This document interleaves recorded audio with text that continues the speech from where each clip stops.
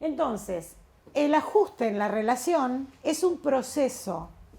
Nosotros ese proceso lo podemos medir en un momento determinado podemos medirlo en otro momento, ¿se entiende?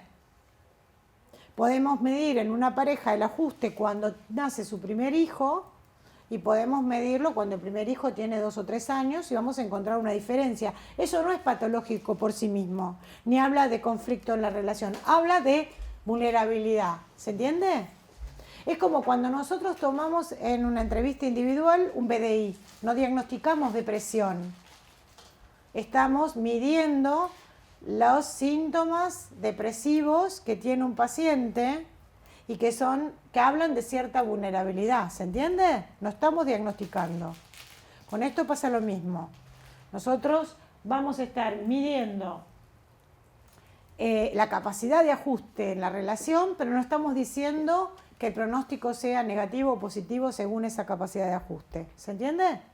¿Sí? Bueno, entonces, ¿qué factores influyen en el ajuste? Las diferencias problemáticas en la pareja. Hay parejas que están más sometidas de alguna manera por su característica de vida a mayores estresores, digo, ser una pareja casada en la Argentina, en el aspecto económico, en el aspecto social, en el aspecto político, suele ser mucho más estresante que una pareja que vive en un contexto más estable, como puede ser en un país del primer mundo, donde, digamos, a lo mejor tienen menos posibilidad de discutir por lo económico que acá.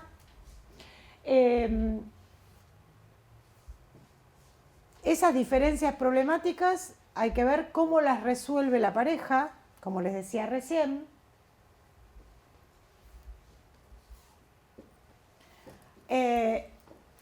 Si esas diferencias problemáticas, cómo las pueden llevar adelante.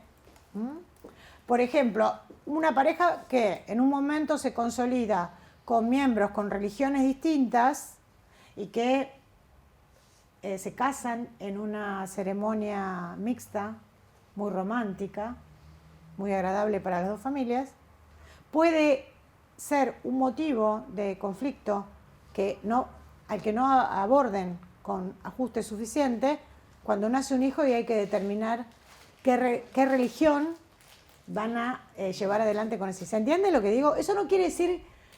A ver, nosotros en psicoterapia nunca hacemos valoraciones morales sobre las cosas, nunca hacemos juicios de valor.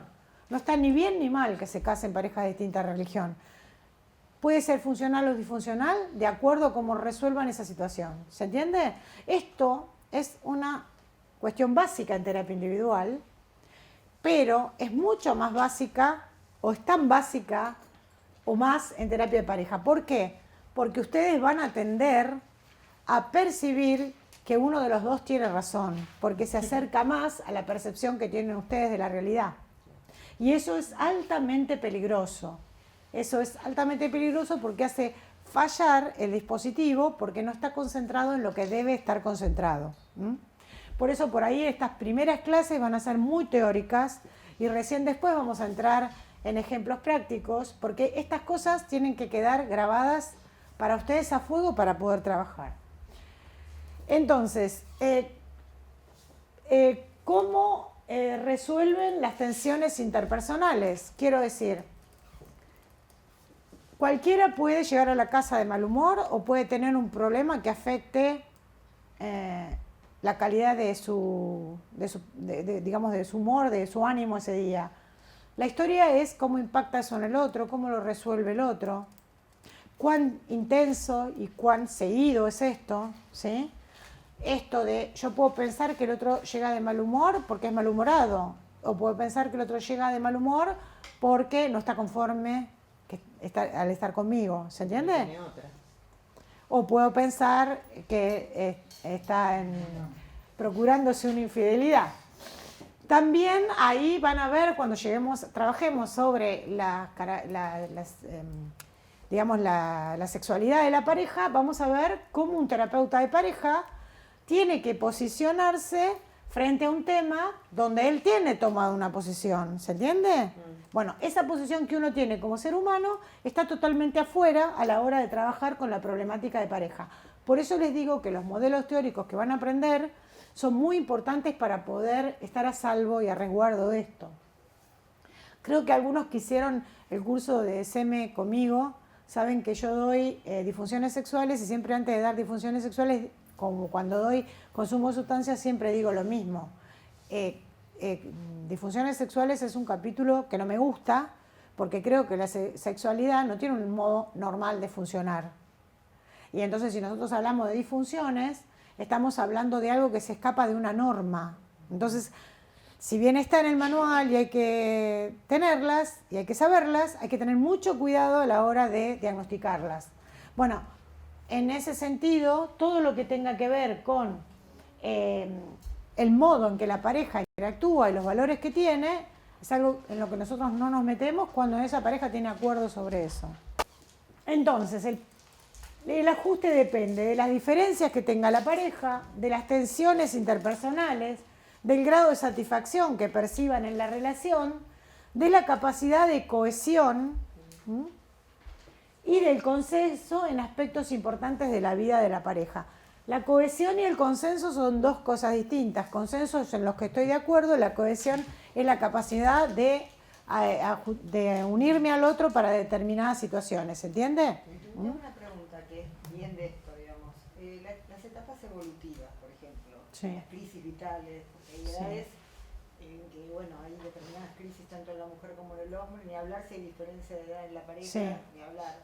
Pero digo, eso también es un sí, factor, por supuesto. que más allá que la pareja esté bien, digamos. Sí, pero estamos hablando que ahí vamos a hablar de todo esto, vamos a hablar de diferencias, de lo que vos decís, cuáles son las diferencias típicas en cada grupo etario, cuáles son las diferencias que pueden tener, o si tienen edades diferentes, cuáles son las tensiones que generan esas diferencias, cuál es el grado de satisfacción que tienen a partir de esas tensiones y esas diferencias, cuál es la capacidad de cohesión para trabajar en los problemas que tiene la pareja y el consenso en aspectos importantes de la vida, ¿no? La falta de ajuste se relaciona con mayor riesgo a la depresión o a la ansiedad, problemas de la salud en general y es un importante predictor del funcionamiento en la pareja. Bueno, el ajuste en la relación, decíamos que tiene que ver con un proceso que cada miembro hace para conseguir una relación funcional y armónica, equilibrada, ¿no? Y entonces el ajuste se va a relacionar con la percepción de bienestar y el desajuste se va a relacionar con la percepción de malestar. Les decía, Spanier desde 1976 empieza a identificar cuáles son las variables a tener en cuenta para poder medir el ajuste en la relación. Y, como les contaba antes, no solo es un estado cualitativo, sino también el ajuste es un proceso. Uno puede estar trabajando un proceso de ajuste en una pareja que está viviendo determinado estresor.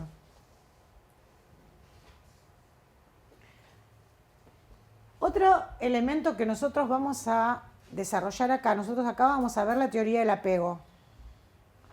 Y vamos a ver la teoría del apego porque es la teoría que hoy es la más representativa en relación a las explicaciones en función del amor. Ustedes saben que el amor es un sentimiento, no es una emoción, es decir, el amor es el procesamiento de un sentimiento básico con la percepción, con una percepción cognitiva, con una significación, ¿se entiende? Es decir, es un sentimiento que tiene relación con las creencias y las expectativas que tengan las personas individualmente y las que tengan socialmente, ¿se entiende? La gente cree amar o no algo o a alguien en función de lo que supone que es estar enamorado. Entonces, no es solo lo que siente, sino también lo que cognitivamente significa para esa persona.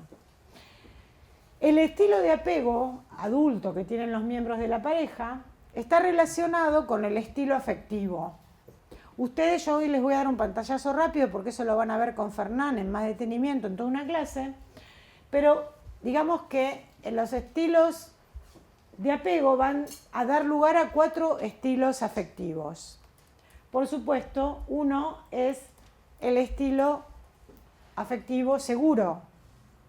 Yo después les paso las filminas, no se preocupen. El estilo afectivo seguro tiene una percepción positiva de sí mismo y de los otros. Un a priori positivo sobre sí mismo y los otros. Tiene entonces una buena autoestima, una buena percepción de autoeficacia. Por lo tanto, eso va a dar lugar a relaciones más satisfactorias, confianza en sí mismo y confianza a priori en los demás. Va a generar un deseo de intimidad, comodidad en la intimidad, ahora les voy a explicar a qué se refiere con intimidad, equilibrio entre las necesidades afectivas y la autonomía personal. ¿Se entiende? Entonces, cuando hablo de intimidad, no estoy hablando de sexualidad, estoy hablando de intimidad emocional, la capacidad que alguien tiene para mostrarse y abrirse y para ver y escuchar al otro. ¿Se entiende? La intimidad es un factor importantísimo en las relaciones humanas. Cuando a ustedes les preguntan quién es tu mejor amigo, ustedes siempre van a recordar, van a pensar en aquella persona con la que ustedes tienen mayor intimidad, aquella persona que les pudieron contar las cosas más importantes de su vida y supo escuchar eso del modo en que se debe escuchar, sin juzgamientos, aceptando las emociones que eso que cuentan genera y tratando de tener un buen equilibrio en ese momento. ¿Se entiende? Digamos, el estilo afectivo seguro, de alguna manera, es el que ocurre a partir de estilos de apego seguro. ¿Sí? Lo dice Bowlby del apego seguro con la madre. Sí, igualmente lo que dice Bowlby es una gran base, pero está superado absolutamente por grandes investigaciones en el terreno de lo psiconeuroinmunológico, porque el apego es una necesidad de los mamíferos para la supervivencia, ¿sí? O sea, el sistema límbico, que lo vamos a ver la vez que viene, que tiene que ver con el cerebro emocional, incluye un montón de mecanismos que tienden al apego como estrategia de supervivencia de los mamíferos.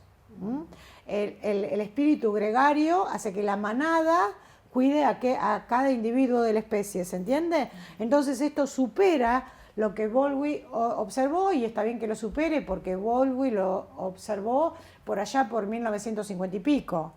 Piensen que Bowlby era un discípulo de Melanie Klein que se separa de psicoanálisis y se acerca a la etología. ¿Saben lo que es la etología? La ciencia que estudió el comportamiento animal. Se acerca porque siente que tenía mucha más conexión con la etología, lo que él quería investigar, que con el psicoanálisis. Y entonces, al acercarse a la etología, empieza a hacer la observación de los niños en relación a su madre y lo que pasaba con estos niños cuando se los separaba de su madre. Pero esas observaciones, muy de la época de Bowlby, muy de lo que escribió Piaget, están superadas hoy por investigaciones nuevas que incluyen factores neurológicos y hormonales en este sistema de apego. ¿Se entiende? Entonces, acá estamos viendo el estilo afectivo, que está relacionado con el estilo de apego. Lo que van a ver en la tercera clase es directamente la teoría del apego y los estilos de apego. Un estilo afectivo huidizo y alejado tiene una percepción positiva de sí mismo, pero negativa de los demás.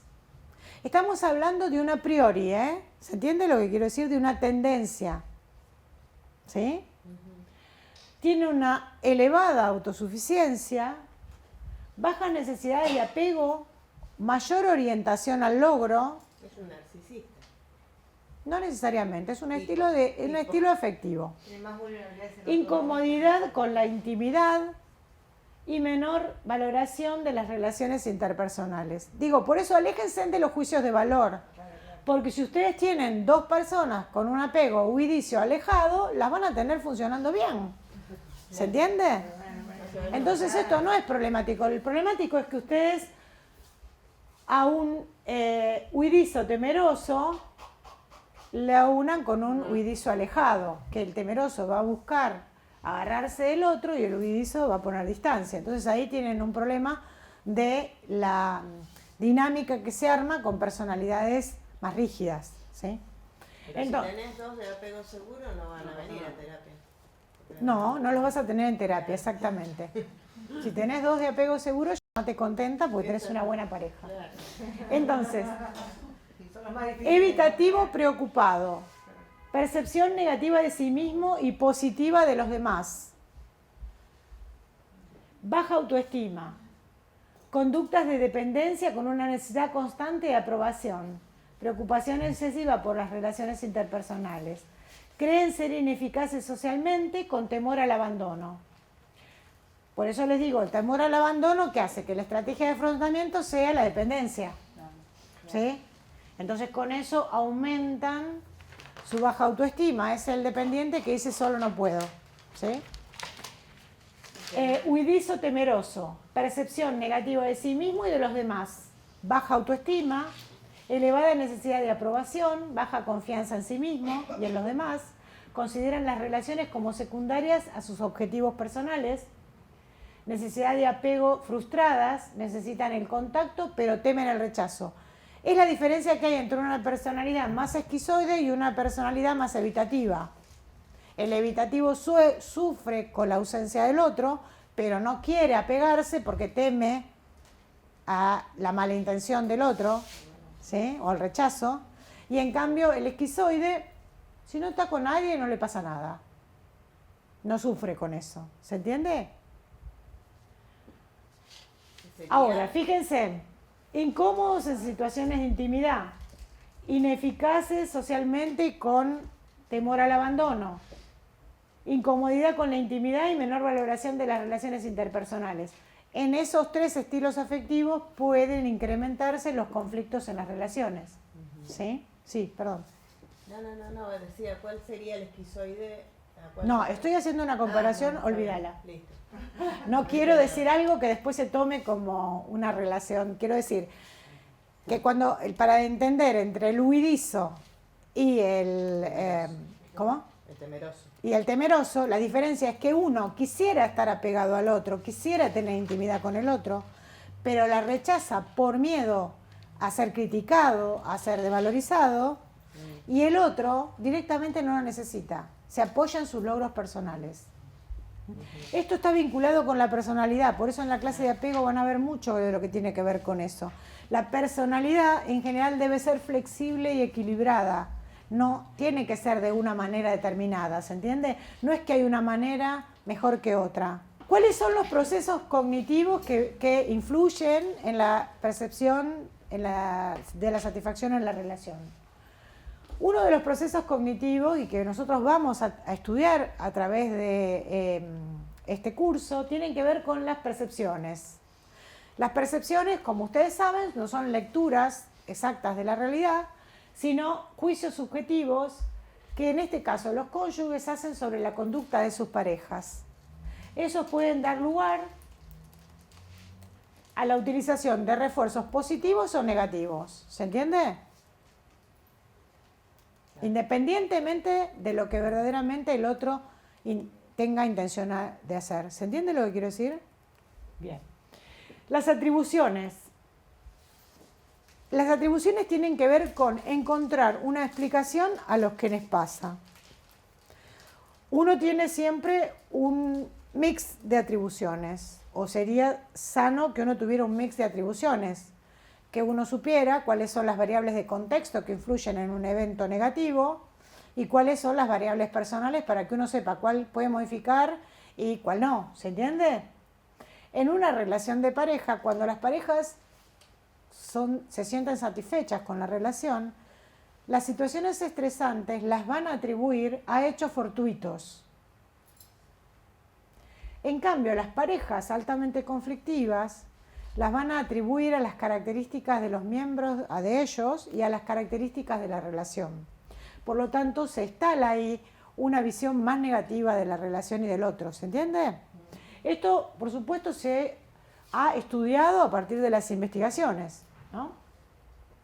Y sabemos que las parejas en conflicto se focalizan en las conductas negativas de su cónyuge y las atribuyen a factores internos, de características del otro. Van a ver cuando veamos algunas de las estrategias terapéuticas, Gottman dice, las parejas pasan de la queja a la crítica. La queja es sobre una acción determinada del otro que no me gusta. La crítica es sobre una característica del otro. Por eso uno de los tips que nosotros solemos dar en terapia de pareja es empezar a dirigirse al otro en función de reclamarle conductas específicas y no en función de criticarlo. Porque la crítica es una herida al sí mismo, por lo tanto va a contestarse probablemente con otra crítica. Por eso se arma una escalada, porque frente a la herida el otro se va a defender de dos maneras, atacando o, ¿cuál es la otra manera de enfrentar el estrés? Huyendo. Y huyendo es retrayéndose y alejándose del otro. Algo defensivo también puede ser, ¿no? Por lo tanto, las parejas muchas veces no se quejan de que el otro los ataca o de que se pelean, sino que se quejan de que la relación está congelada. De que están los pingüinos en la cama de Arjona. Me contaron, no lo escuché, quédense tranquilos.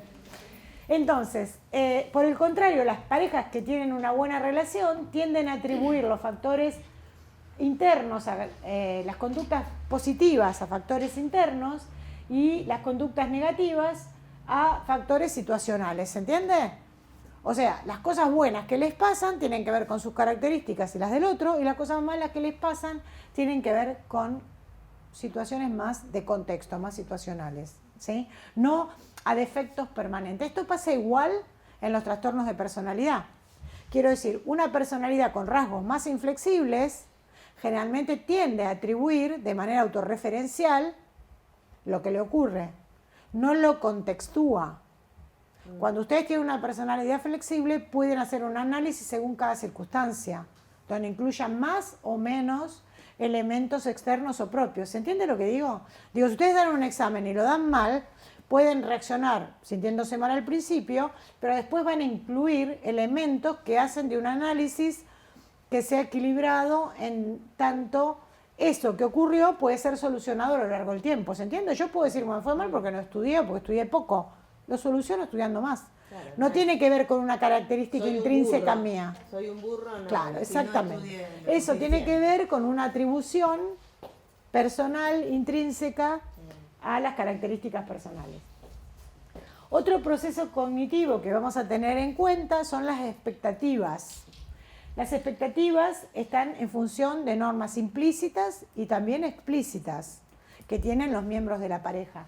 En este sentido, vamos a pasar así, vamos a pasar despacito, digo poquito, no vamos a entrar mucho en el tema, vamos a ver lo que tiene que ver con las investigaciones de perfeccionismo que hicimos acá en relación a saber en nuestro equipo de investigación el perfeccionismo en la pareja y saber si tiene una influencia o no tiene una influencia sobre el ajuste en la relación. También lo que les decía antes, la valoración de costo-beneficio es otro elemento cognitivo, porque es la percepción de sentir una cierta equidad en la relación. También vemos que, decíamos, resolver el conflicto, los conflictos no son problemáticos por sí mismos, sino cómo la pareja los va a resolver. El proceso de resolver problemas en las parejas que insatisfechas, ese proceso de resolver problemas aumenta la crítica, aumenta la insatisfacción, hacen uso de alta emoción expresada, hacen uso de estrategias que hieren al otro, como el sarcasmo, la ironía. Es decir, que perciben los mensajes de la pareja de manera menos positiva. Hay una predisposición negativa para recibir el punto de vista del otro. Esto hace que el proceso negativo empiece a aumentar los intercambios negativos y disminuye los intercambios positivos. Por lo tanto, el modelo conductista, que era el modelo que trabajaba en aumentar simplemente los intercambios positivos y los intercambios negativos, no tenía la posibilidad de durar a lo largo del tiempo, porque lo que genera el desequilibrio en los intercambios tiene que ver con factores cognitivos, ¿sí? Con las expectativas, con las atribuciones, con la percepción de equidad, con percepciones que hacen que haya más o menos oportunidad de tener esos intercambios positivos. Por lo tanto, nosotros sabemos que el abordaje en TCC, en estos abordajes como los individuales, aumenta lo que sería el rango explicativo, ¿sí? La teoría conductual hablaba que a determinado estímulo había una respuesta, no decía que no había un proceso en el medio, sin embargo que no lo iba a estudiar. Y en el caso de la terapia cognitiva, la terapia cognitiva en las parejas aumenta de alguna manera el rango explicativo de lo que ocurre en una pareja en conflicto y por eso genera estrategias que permiten intervenciones que van a generar mejorías a más largo plazo. Por supuesto, como en todo abordaje cognitivo, las cogniciones son centrales, porque a partir de estas cogniciones se va a inferir cómo ocurre, digamos, se va a inferir qué es lo que pasa en el mundo, se va a percibir al otro y se va a poder también inferir cuál es el pronóstico que tiene nuestra relación. Quiero decir, medir cuál es la expectativa de mejoría que tiene una pareja también permite tener mayor motivación a la hora de tener que trabajar en la terapia de pareja. Muchas veces una pareja viene a tratamiento y no llega ni a la evaluación porque una vez que uno le plantea el trabajo que van a tener que hacer juntos, no vienen más. Esto tiene que ver con que no hay suficiente motivación, la pareja piensa que no tiene capacidades de modificarse y no tiene ganas de invertir esfuerzo para algo que cree que no va a funcionar. Ustedes diagnostican y tratan patologías, las personas son más que eso. Y con la pareja pasa lo mismo, ustedes van a trabajar la disfuncionalidad de la pareja excede su disfuncionalidad. Y el modo en que la pareja se relaciona es algo que ustedes van a respetar en tanto y cuanto no genere mayor, no incremente lo que ustedes ya saben teóricamente que tiene que ver con los elementos que van a generar mayor deterioro en esa relación. ¿Se entiende lo que digo? Volviendo un poco a lo que vos decís, la pareja puede tener un estilo de comunicación determinado. Yo no me meto con ese estilo de comunicación si no incrementa las atribuciones negativas, si no incrementa, si no hay una frustración porque la pareja no cumple con las expectativas. Me meto en relación al modelo teórico cuando eso yo pregunto si no podría estar incidiendo. Nunca afirmo, porque trabajamos igual que como trabajamos en terapia individual con diálogo socrático. Eso quiere decir que los terapeutas no afirmamos nada, simplemente ponemos hipótesis al servicio de los pacientes para que ellos puedan, para que podamos empezar a refutar o a confirmar esas hipótesis. Bueno, para que bajen el nivel de expectativa y se relajen, vamos a ver cuál es el recorrido del curso para que ustedes sepan que muchas de las cosas que me preguntaron o que surgieron hoy van a estar contestadas. Hoy hicimos la presentación y vamos a ver el recorrido. La próxima clase vamos a tener lo que sería la neurociencia de la emoción, las bases neurológicas de la emoción, y vamos a ver también por qué es importante conocerlas, a dónde apuntamos conociendo esas bases, qué es lo que sería importante tener en cuenta tanto en los tratamientos de pareja como en los tratamientos individuales. En la tercera clase van a ver con Fernán la teoría del apego y también van a ver cómo esa teoría del apego se relaciona con las características de personalidad, por lo tanto excede este conocimiento que van a recibir, excede lo que tiene que ver con este curso, pero nos pareció que no podemos estar hablando de un curso de relaciones de pareja si no profundizamos en las teorías que sustentan por qué las parejas funcionan bien o por qué las parejas funcionan mal. Después ustedes van a ampliar eso todo lo que sea de interés para ustedes. Nosotros vamos a subir toda la bibliografía al grupo y vamos a subir los power. Lo que es mínimo para la evaluación es que ustedes puedan dar cuenta de lo que vimos en las clases. Ahora, después cada uno se interesará por distintas cosas, nosotros creemos, y no solo lo creemos, sino que así lo prueban las investigaciones, la satisfacción o no satisfacción, o el ajuste o no el ajuste en una relación de pareja está muy vinculado a las características de personalidad. Por lo tanto, conocer sobre personalidad es bastante fundamental, tanto para la práctica clínica individual como para la práctica de pareja. Por ejemplo, para algunas cuestiones que aparecieron acá sobre, por ejemplo, cómo determinar si una terapia de pareja se puede llevar adelante o no.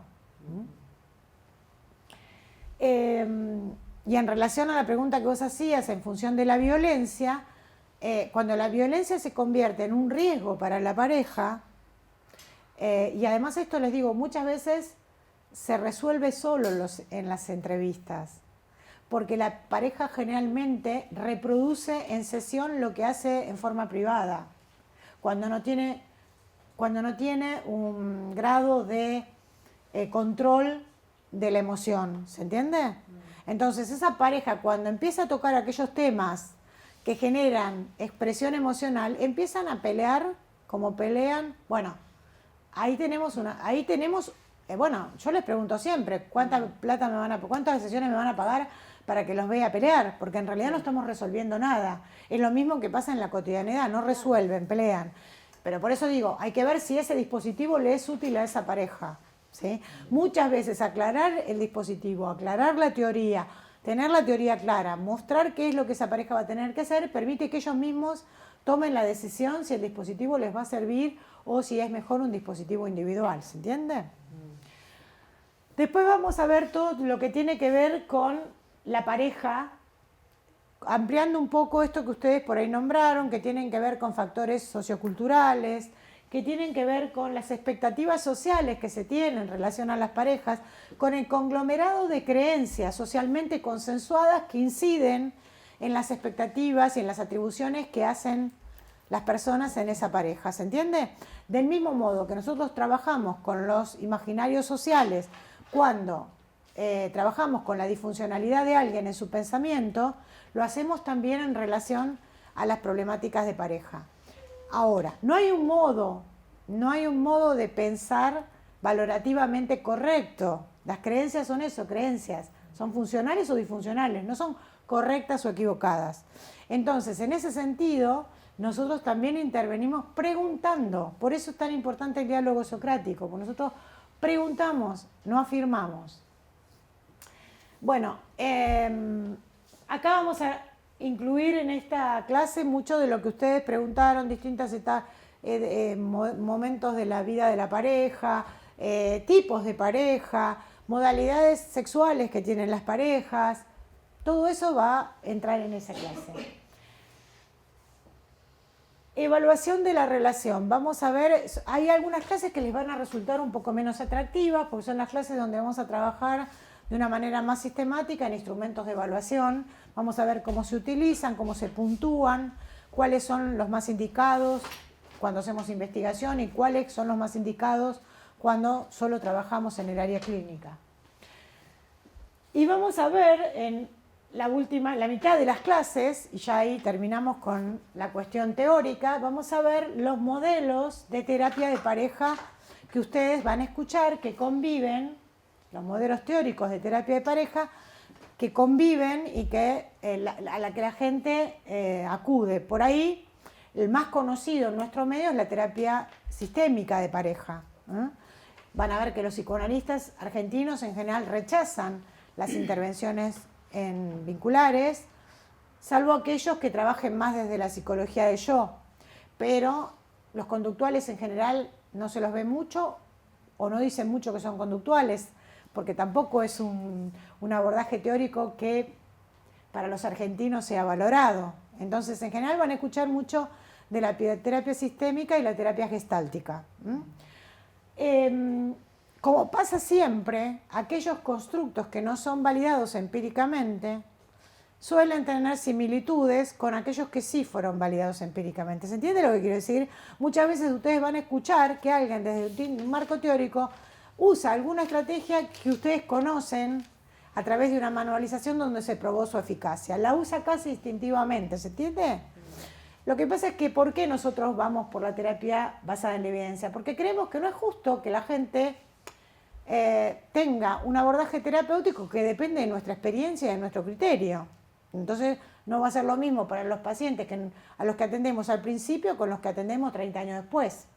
Entonces digo, ¿por qué? Si hay tratamientos validados empíricamente, no vamos a adherir a esos modelos que hasta ese momento fueron los que hablaron de mayor eficacia, ¿se entiende? Entonces, hasta la clase 6 estamos hablando de teoría, presentaciones teóricas, con intervenciones de ustedes, algunos ejemplos que les vamos a dar, algunas cosas que nos van a contar, pero no vamos a ver casos, ¿se entiende? En la segunda parte vamos a ver casos y vamos a trabajar directamente con las intervenciones, vamos a poder ver las intervenciones.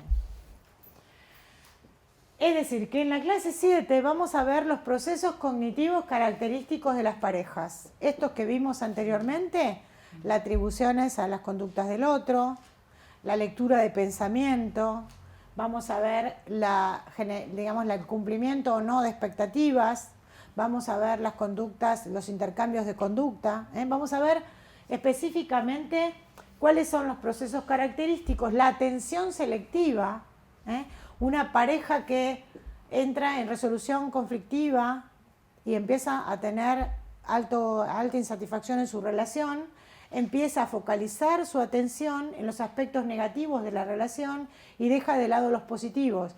Eso mismo que hace el ansioso cuando focaliza la atención en el peligro, lo hacen las personas cuando están en una relación altamente conflictiva.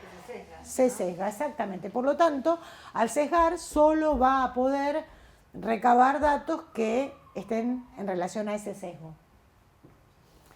Vamos a ver cómo funcionan las parejas en resolución de conflicto. Vamos a ver cuáles son estos mecanismos de los que ustedes hablaban, ¿sí? Cómo,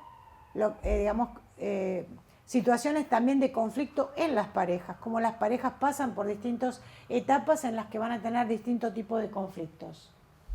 Vamos a ver el esquema, en la clase 9 vamos a ver el esquema que tiene que ver con cuál es la conceptualización y cuál es la forma por etapas en la que se divide la terapia de pareja,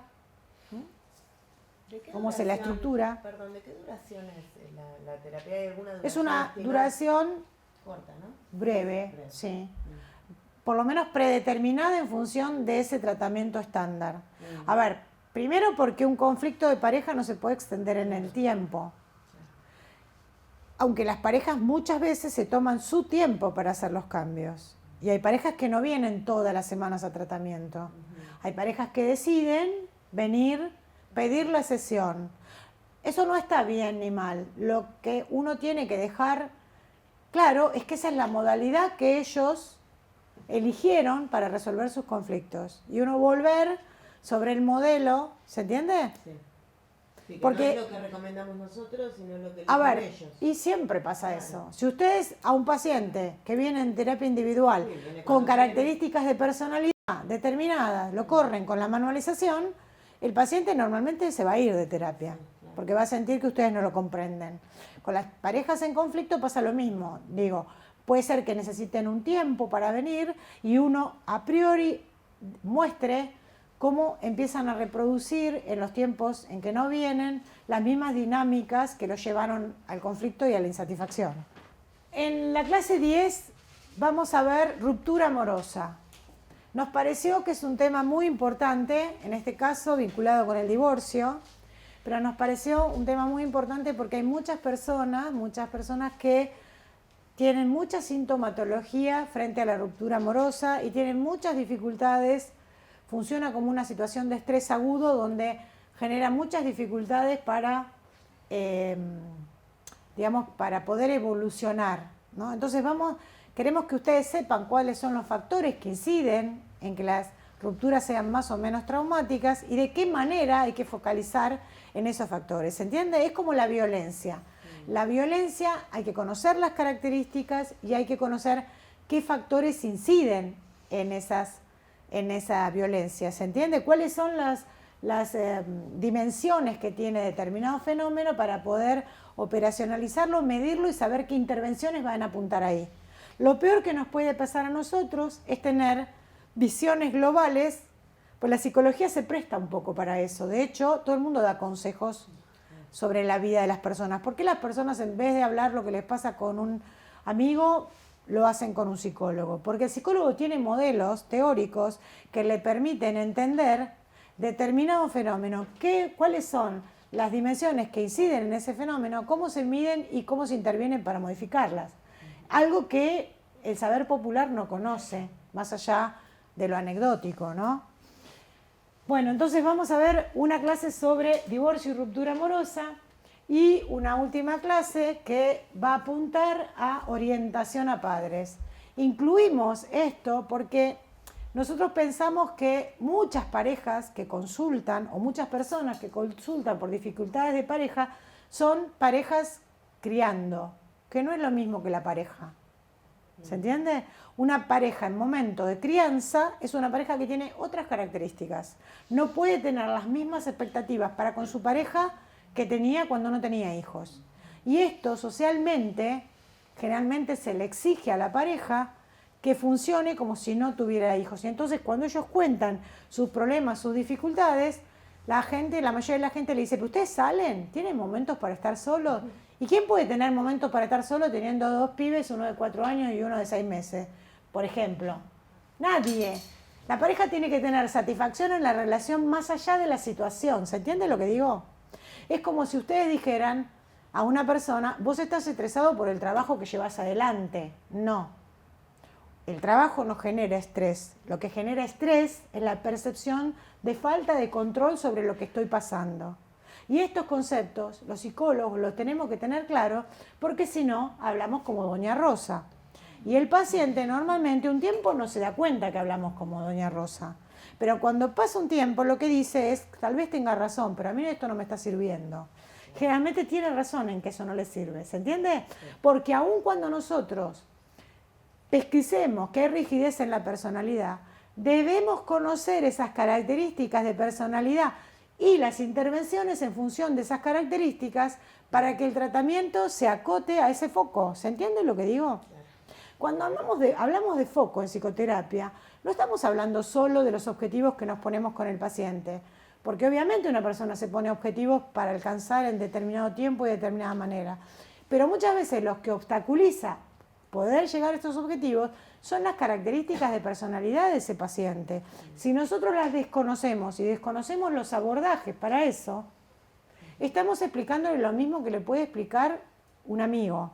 Y entonces el tratamiento no se vuelve específico, ¿se entiende? Si nosotros no sabemos qué características de personalidad generan dificultad para poder instrumentar un tratamiento manualizado tal y cual se expresa en un manual, vamos a sentir que somos malos terapeutas. Y en realidad es que ese tratamiento manualizado tiene que ser adecuado a las características más rígidas de ese paciente. ¿Se entiende lo que les quiero transmitir? Solamente funcionaría así en alguien que no tiene ninguna Piensen que personalidad complicada, digamos. Piensen que los diseños de tratamientos manualizados, dentro de los que vamos a ver, que es la terapia de pareja también, se hicieron para la investigación. Por lo tanto, la rigidez que tiene que ver con tratar de probar si esta intervención y no otra cosa produjo el cambio terapéutico. ¿Se entiende? Ahora, cuando yo ese tratamiento lo llevo a la clínica, hablo de efectividad, que no es lo mismo que la eficacia dentro del marco de la investigación. La efectividad es la capacidad de que ese tratamiento produzca efectos con todas las otras variables que van a intervenir más allá de lo que es el tratamiento que fue manualizado en el ámbito de la investigación. ¿Se entiende lo que les digo? Porque muchas veces, incluso a pesar de que ustedes cursaron con nosotros, conocieron la perspectiva de la cátedra, la perspectiva que la cátedra tiene sobre el abordaje terapéutico, muchas veces lo que les pasa es que hay conceptos que no le quedaron claros en la práctica, ¿se entiende? Los aprendieron teóricamente, los repitieron muy bien siempre, los exámenes, pero no les quedó claro de qué hablamos. Bueno, cuando hablamos de efectividad es de eso, de que un tratamiento pueda ser extrapolado al ámbito clínico y conserve esas intervenciones, la especificidad que se necesita para que produzcan un cambio y una mejoría. Y poder tener en cuenta todas las variables que hacen que yo tenga que adaptar ese tratamiento a ese caso en particular. ¿Se entiende lo que digo? Porque lo que uno ve, por ejemplo, en las prácticas supervisadas que tenemos acá en el curso de especialización, es que muchas veces los terapeutas nobles que se sienten muy contentos de que haya tratamientos manualizados, porque alguien por fin les dice cómo se hacen las cosas, se empiezan a desesperar cuando no todos los pacientes responden a las manualizaciones. Con la terapia de pareja pasa exactamente lo mismo. La manualización es la estructura, es el esqueleto.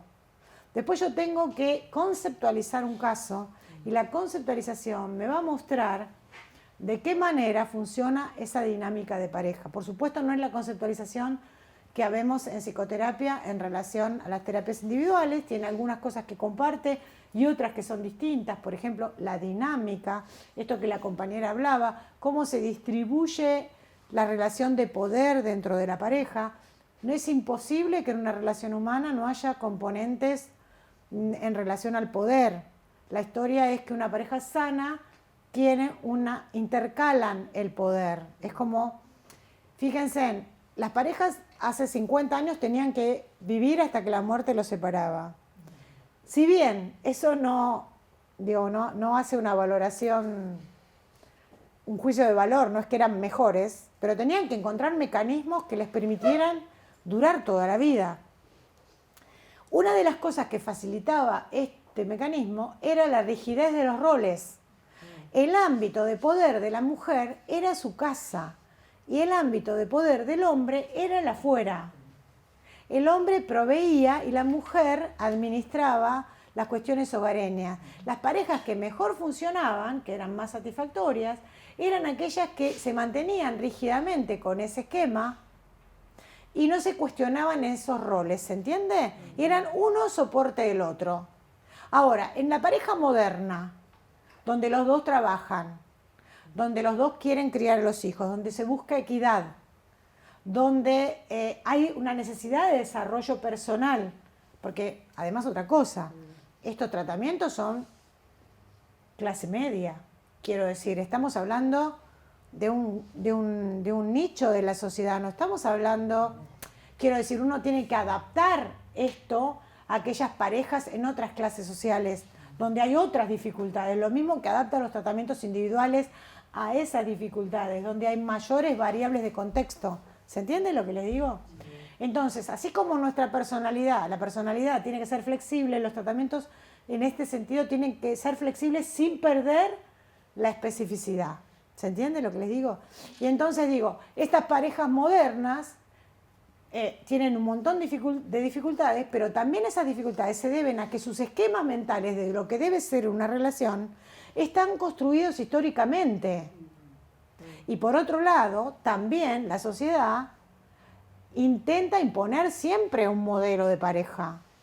¿Se entiende lo que quiero decir?